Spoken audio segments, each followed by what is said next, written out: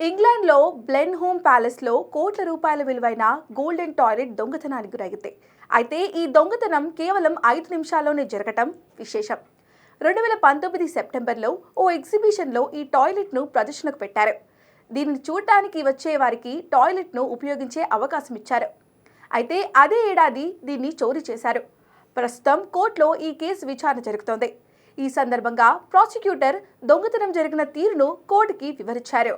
Prosecutor Christopher కోర్టుకు తెలిపిన వివరాల ప్రకారం 2019 సెప్టెంబర్ 14న తెల్లవారుజామున బ్లెన్హామ్ ప్యాలెస్ లోకి 5 వ్యక్తుల ముఠా 2 వాహనాల్లో వెళ్లింది. సుత్తులతో గేట్లు పగలగొట్టి వారు భవనంలోకి చొరబడ్డారు. టాయిలెట్ దొంగతనానికి 17 గంటల ముందు ముఠా సభ్యులలో ఒకడైన మైఖేల్ జోన్స్ దాన్ని ఫోటో తీశాడు. దొంగతనంలో అతని పాత్ర ఉందని ప్రాసిక్యూటర్ కోర్టులో వాదించారు. ఈ దొంగతనం కేవలం 5 నిమిషాల్లో జరిగిందని క్రిస్టోఫర్ కోర్టుకు తెలిపారు. బంగారపు టాయిలెట్ ను చిన్న ముక్కలుగా చేయడంతో వాటి రికవరీ జరగలేదు. ఈ కేసులో 4వ నిందితుడిగా ఉన్న జేమ్స్ షీన్ టాయిలెట్ దొంగతనం చేసినట్టుగా దాన్ని తరలించినట్టుగా అంగీకరించాడు.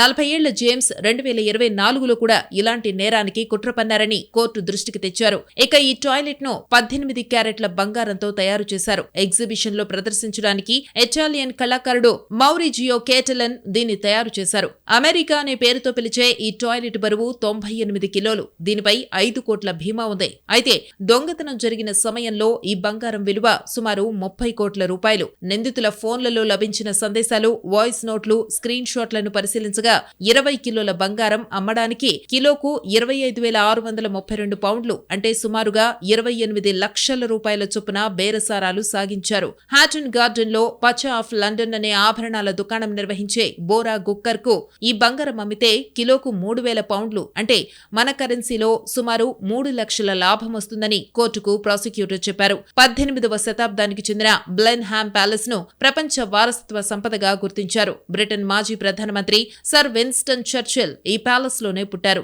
ప్రస్తుతం కేసు విచారణ కొనసాగుతోంది.